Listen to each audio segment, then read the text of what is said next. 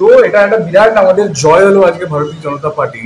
সরকার তো স্বীকার করে নিল, যেটা আমি বলেছিলাম 11,26,000 টাকা দিয়েছে ভাউচার নাম্বার 1529 ডেটেড 22শে মার্চ 2022, যে ডিপার্টমেন্ট থেকে West Bengal mineral trading and mineral development department, সেখান থেকে যে টাকা দিয়েছিল স্বীকার করলো আজকে উনি।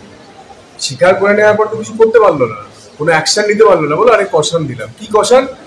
না, ওই ডকুমেন্টে আমার সই নেই কেন? আপনারা বলুন, যদি আপনি নিশ্চয়ই আপনারা যারা আইন জানেন, যদি কোনো জিনিস আপনি ইমেলে পাঠান, ডিজিটালি পাঠান, তাদের সিগনেচারের দরকার হয় না। তো এইটুকু আইনে উনি জানেন না, উনি নাকি আইনজ্ঞ, উনি নাকি আইন নিয়ে পড়াশোনা করেছেন। আমি তো ওই জন্য আগের দিন ওনাকে বললাম যে আপনি এত বড় স্পিকার, আপনি তো এমএলএ আমার মতনই, আপনি আইন করেন, আমিও আইন করেছি। তো এটা একটা বিরাট আমাদের জয় হলো আজকে ভারতীয় জনতা পার্টি, যে অ্যালিগেশন আমি করেছিলাম যে এই সরকার টাকা দিয়ে পুরস্কার কেনে, সেটা ওরা অ্যাসেম্বলিতে বসে স্পিকার সবার সামনে স্বীকার করলো যে হ্যাঁ আমরা টাকা দিয়ে আমরা পুরস্কার দিই। যেটা বলেছিলাম সেটা মেনে নিয়েছে। আর লজ্জার খাতিরে কি বলবে, বলছে ওনার সই নেই ডকুমেন্টে, সেই জন্য ওনাকে কষান দিলাম যেন পরের বারে সই সাবুত দিয়ে আমাকে ডকুমেন্ট দেয়। আইনটা ভালো করে পড়েন নি উনি, যে ডিজিটালি সইয়ের দরকার হয় না, ঠিক আছে? তো স্বীকার করে নিলেন তো টাকা দিয়েছে। ইলেকশন এলে একটু অদল বদল হয় সব জায়গায়। তো গত ইলেকশনের আগে বহু মানুষ আমাদের সঙ্গে এসেছিলেন, তাদেরকে আমরা টিকিটও দিয়েছিলাম, কেউ জিতেছেন কেউ জিতেননি, তার মধ্যে অনেকে চলে গেছিলেন। এখন অনেকে মনে হচ্ছে কি জানি বিজেপি জিততে পারবে কিনা, নিজেকে সেফ জায়গায় নিয়ে যাওয়ার চেষ্টা করছেন। টিএমসিতে লোক যাচ্ছে, তারা কি ভুল করছে নাকি? পার্টিতে নতুন লোক না এলে, অন্য পার্টিতে লোক না এলে পার্টি বাড়বে কি করে, জিতবে কি করে?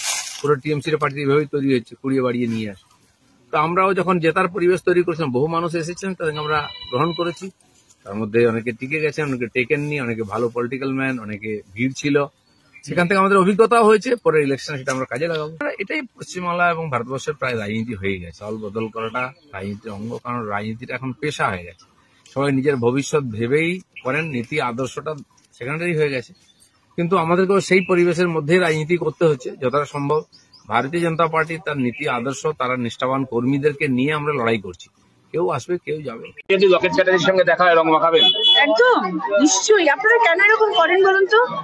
আমার সাথে কিন্তু অ্যাকচুয়ালি কিন্তু প্রথম ও হতে পারে অন্য পার্টি, আমি হতে পারি অন্য পার্টিতে বিশ্বাসী, কিন্তু অ্যাকচুয়ালি কিন্তু আমরা পোস্টার, এবং আমি ওকে এখনো পোস্টার হিসেবেই দেখি, এবং আমি ওকে ও কি করে না করে বা আমি কি করি না করি আশা করি ও সেটা ভাবে না। এবং দেখা হলে আমার তো দেখা হলো না, আমার দুর্ভাগ্যবশত যে আমরা দলের আগের দিন আমি আমার নিজের জায়গায় এসেছি এবং এখানকার মানুষজন আমন্ত্রণ করেছিলেন। আজকে আমি এখানে আমার চুচুড়ার 4 নম্বর ওয়ার্ডের আমাদের কাউন্সিলর যদুদা আছেন, ওনার আমন্ত্রণে আজকে আমি এখানে এসেছি। এবং আজকে আমার সারাদিনেরই কর্মসূচি আমার সব কনস্টিটিউয়েন্সিতে যাওয়ার, এবং সবাইকে খুশি করছি। সব থেকে বড় কথা বাচ্চাদেরকে একটুখানি আবির, একটু পিচকারি, একটুখানি শাড়ি সবকিছু দিয়ে সবাই আনন্দ পাচ্ছে, এইটুকুই। আর আমিও একটু দোল খেয়ে দিলাম।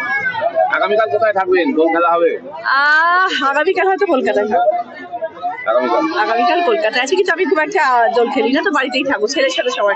দিদি, দীর্ঘ 52 বছর পর বাংলার কোনো সাহিত্যিক একাডেমি পুরস্কার পেল না, কি বলবেন?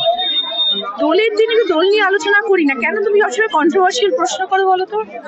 দিদি শুভেন্দু অধিকারী মুসলিম বিধায়কদের চ্যাংদোলা করে ছুড়ে ফেলা হবে, কি বলবেন? উনি এরকম ধরনের কথা বলেন, সবাই আমরা জানি উনি এরকম ধরনের বক্তব্য পেশ করেছেন, নিয়ে কি মন্তব্য করার? ওনার কথার উত্তরে কিছু উত্তর দেওয়াই উচিত না। আপনি যদি কালার থেরাপি করেন, কাল শুক্রবার হোলি, কোন কালার ফেভারিট হবে? 7 রঙের রামধনু রং। বিশেষ কোনো কালার নয় না, এমনি হোলির দিন তো সব রকম রঙের নিজেকে রঙিন করে দেওয়া আছে, সেদিনকে আর কালার থেরাপি করলে হবে। দিদি, তাপসী মালিক বিজেপির বিধায়িকা, তৃণমূলে যোগদান, তাপসী মণ্ডল, এবার কি বলবেন এটা?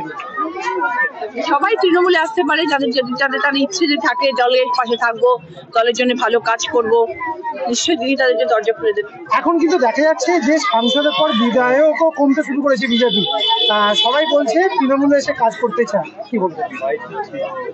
কাজ করে দেখার আগে তারপরে তৃণমূলের কথা ভাববে। তৃণমূল তাদের পাশেই থাকে যারা কাজ করে দেখাতে চায় এবং যারা সঠিক অর্থে কর্মকে বিশ্বাসী। আমরা সেইভাবেই চলি, আমরা দিদি ছত্রছায়ায় চলি। দিদি একজন এমন একজন আমাদের কাছে এমন একজন আইডল যিনি সর্বক্ষণ এতগুলো বছর ধরে শুধু কর্ম করে গেছেন, এবং তার দলে যারা কাজ করেন তারা সবাই কর্মে বিশ্বাসী হবেন। যারা কর্মে বিশ্বাসী হবেন তারা কাজ করবেন, আসবেন দলে। এখান থেকেই ভোটে লড়েছিলেন, আজকে এতদিন পরে আবার এখানেই ভোটের আগের দিন এবং সব থেকে বড় কথা, আমি যে বাড়িটা থাকতাম সেই বাড়িরই নিচে আজকে এই অনুষ্ঠান হচ্ছে। আমার একটা বিশাল একটা তো সেন্টিমেন্ট, একটা নস্টালজিয়া এই রাস্তাটা পুরোর মধ্যে পড়ে। আমি যদিও ভীষণ চেয়েছিলাম এই রাস্তাটার মধ্যেই থাকতে, কিন্তু দুর্ভাগ্যবশত আমি জায়গা পাইনি, থাকার ফ্ল্যাট পাইনি, তাই জন্য আমাকে অন্য জায়গায় গিয়ে থাকতে হচ্ছে। কিন্তু এই রাস্তাটা আমার খুব প্রিয়। আর তার থেকে বড় কথা গঙ্গার পাড়ে তো, আর সব তার থেকে বড় কথা প্রত্যেক দিন ভোর 6টার সময় বেরোতাম, তোমরা সবাই পেছন পেছন ছুটতে আমার গাড়ি নিয়ে, আর আমি এখান থেকে ছুটতাম আর রাত্রি 11টার সময় ফিরতাম, সারাদিন প্রচার করে। তো প্রচুর সেন্টিমেন্ট আছে আমার এই জায়গাটার প্রতি, ইনফ্যাক্ট চুচুড়ার প্রতি, কারণ পুরো জার্নিটাতেই চুচুড়াতে ছিলাম। কালকে যে লকেট চ্যাটার্জির সঙ্গে দেখা হয়, রং মাখাবেন? একদম নিশ্চয়ই। আপনারা কেন এরকম করেন বলুন তো? আমার সাথে কিন্তু অ্যাকচুয়ালি কিন্তু প্রথমে ও হতে পারে অন্য পার্টি, আমি হতে পারি অন্য পার্টিতে বিশ্বাসী, কিন্তু অ্যাকচুয়ালি কিন্তু আমরা পোস্টার, এবং আমি ওকে এখনো পোস্টার হিসেবেই দেখি, এবং আমি ওকে ও কি করে না করে বা আমি কি করি না করি আশা করি ও সেটা ভাবে না। এবং দেখা হলে আমি তো দেখা হলো না, আমার দুর্ভাগ্যবশত যে আমরা এতদিন প্রচার করলাম যে কখনো আমরা দেখাই হলো না আমাদের দুজনের একসাথে। দেখা হলে আমরা একসাথে চা খেতাম, কফি খেতাম। দিদি, হুগলিবাসী তো আপনাকে সাংসদ করেছে, আজকে অনেকে পৌরাণিকালে আজকে নেড়াপড়া থাকে, আগামীকাল ভোট, সেই উৎসব তো ছোটবেলা থেকে সবাই মনে গেঁথে আছে, সেটা নিয়ে কি বলবেন? হ্যাঁ, নেড়াপোড়া মানে আগুন দহন আগুন জ্বালানোর ব্যাপার থাকে, এবং সেখানে অনেক রকম ব্যাপার আছে, সেগুলো সব করতে হয়। আগুনের মধ্যে অনেক কিছু ফেলার ব্যাপার থাকে, সেগুলো যেন সবাই করে, সেটাও একটা বার্তা সবার জন্য। সবাই যেন আগুনের মধ্যে অনেক কিছু ফেলতে হয়, কাঠ হলুদ ফেলবেন, কালো তিল ফেলবেন, চন্দনের কাঠ ফেলবেন, তারপরে নারকেলের ছোবড়া ফেলবেন, এগুলো সব ফেলতে হয় দহনের মধ্যে। যেদিনকে নেড়াপোড়া বা দহন যাই বলুন না কেন, এটা একটা ছোট্ট মেসেজ দিলাম আমি আমার দর্শকদেরকে। এগুলো যখন আগুন জ্বলে তখন এগুলোকে ফেলবেন জলের মধ্যে, আগুনের মধ্যে। আপনার লোকসভা কেন্দ্রের অন্তর্গত মানুষরা কি উপহার পেতে চলেছে আগামী দিনে? কাজ দেখিয়ে দেবো, কাজ করে তখন দেখবেন, মুখে বলবো না, সবকিছু বলে হয় না। আমরা কর্মে বিশ্বাসী, আমরা কাজ করে দেখাবো। কালকে জুম্মার নামাজ, দিদি কি বলবেন? সবাইকে শুধু জুম্মার নামাজ এবং রমজান মাস চলছে, পবিত্র মাস, সবাইকে অনেক অনেক শুভেচ্ছা। এবং ঈদ আসছে, ঈদের দিনটা আমি আসছি, পান্ডুয়াতে দেখা হবে সবার সাথে। ঈদের দিনটা ফিক্স থাকে আমার, পান্ডুয়াতে থাকবে। নামাজে অনেক সময় দিদি, নামাজে অনেক সময় রং মাখানোর বিষয়টা অনেকটা সেন্সিটিভ হয়ে, কি বার্তা দেবে? আমি সেরকম কখনো ফেস করিনি, নামাজে রং মাখানো হয় আমি সেরকম দেখিনি। আমি খুব সুস্থ সুন্দর নামাজ দেখেছি পান্ডুয়াতে হয়, এবং সেখানে আগামী 31 তারিখে আবার যাবো আমি। দিদি, আপনাকে ঘিরে সব জায়গায় একটা প্রচন্ড উন্মাদনা থাকে। আজকে যখন এরকম কচিকা যারা প্রথমেই আপনাকে দিদি দিদি বলে ডাকছিল, তাদেরকে এটাই পরম পাওয়া। এই ভালোবাসার জন্য আজকে এত বছর ধরে দাঁড়িয়ে আছি, সকলের ভালোবাসা পেয়ে, আশীর্বাদ পেয়ে এখন লড়াই করছি।